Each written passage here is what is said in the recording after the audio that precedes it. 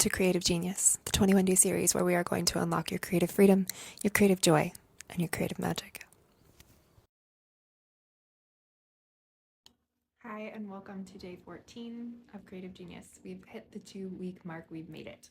So we have been talking the last 2 weeks about unlocking your creative voice, unlocking your creative freedom, unlocking your creative power. What does it mean to feel more creative in your life? What does it mean to feel more creative as a person? What does it mean to feel more creative in your work? What does it mean to feel like you are a powerful creator in every area of your life?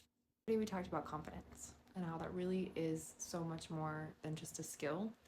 It's about loving who you are and about enjoying this ride in life, the ride of who you are. Today we're talking about failure. And they tie together so much because how do you stay confident when things flop? What happens when you have to pivot? What happens when things don't work out the way that you think that they should? As creatives, we have to understand that failure is just part of the process.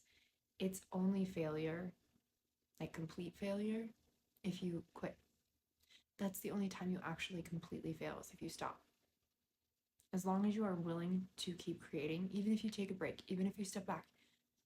And I have done that at periods of my life. My creativity was not always at the forefront of my life. There's no failure. We have to be willing to create and be willing to learn and to remember that that's how we have learned everything since we were born. When you were learning to walk, you didn't get it on the first try. You fell a lot.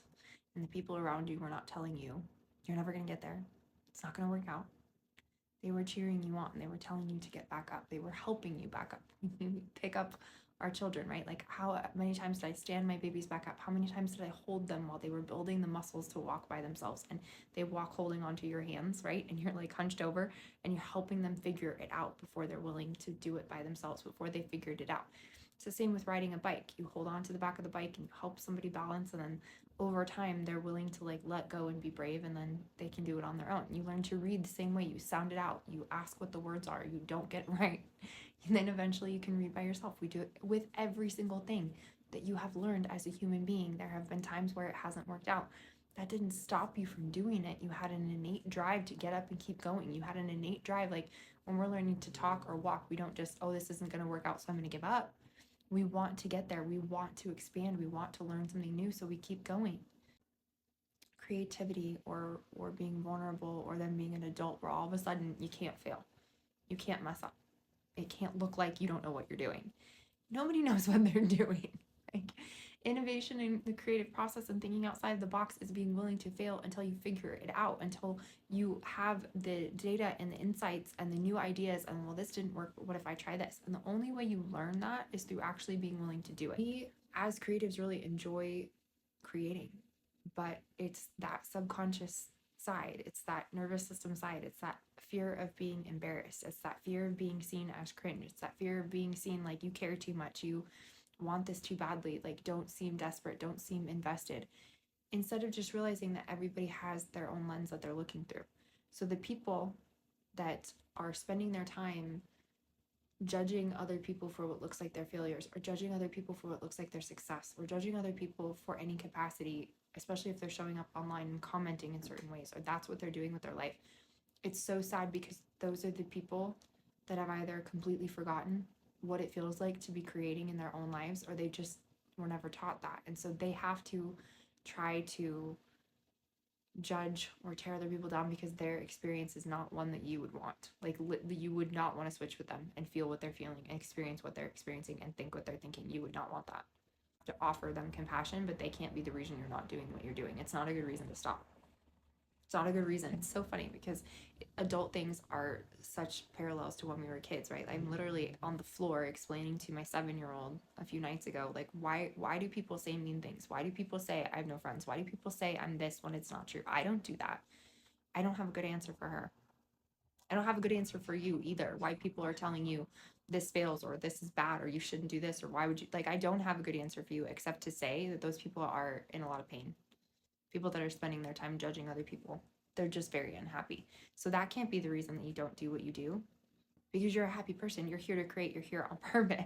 So that can't be your reason. You have to get behind your own belief system and your own foundation and your own doubts and your own fears and your own thinking and ways of existing so that you can feel confident showing up. You have to be the person that's willing to be really uncomfortable with those things and hold them, and then just like be able to shift them, learn how to move them, learn how to not let that energy stay stuck in your body. And there's so many ways to do that. You have to be willing to know that what you're creating lifts other people up. Your dreams are meant for you. Your desires are meant for you. If you can imagine creating it, then it's supposed to be created. If you can imagine doing it, it wants to be alive in the world. The idea you have, the poem, the song, the art, the business, the dream, it wants to be alive in the world. It's looking for you too. You have to be the person that believes you're capable of creating it. You have to be willing to be the person that's going to fall down on the way there and then get back up. How many times are you willing to fall down on the way to what you want? If you knew it was inevitable and you knew you were going to get there, would you be willing to fall down along the way and learn something? Would you be willing to be humbled? Would you be willing to doubt? Would you be willing to fear? Would you be willing to sit with yourself in those spaces so that when it showed up, you could hold anything? Failure is not something that we need to beat ourselves up over, but we need to be willing to act. Action is the love letter to your creativity. The faster you take action, the more you get out of your overthinking. The faster you take action, the more you get the answers. The faster you're willing to show up and act and do and speak and be and follow the steps, the more you learn and the better you get at it.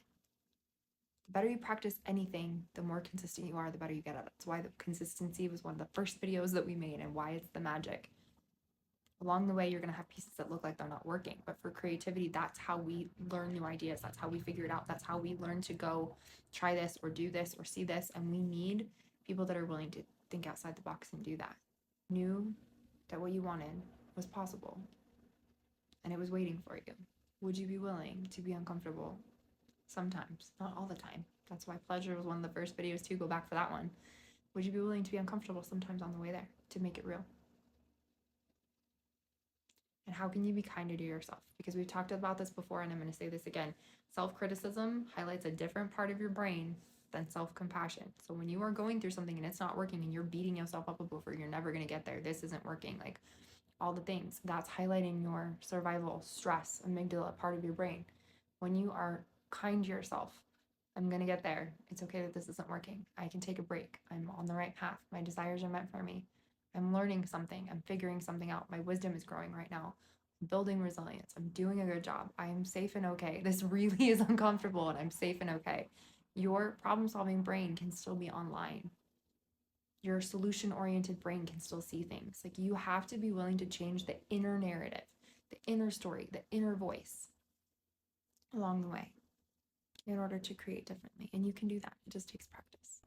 So today, take a messy step, take a big step. What do you feel like you're failing at? What do you need more practice at? And how can you work on shifting the inner voice to one that is kinder and more compassionate and more loving? And know that you're on your way. You're on your way. I'll see you tomorrow.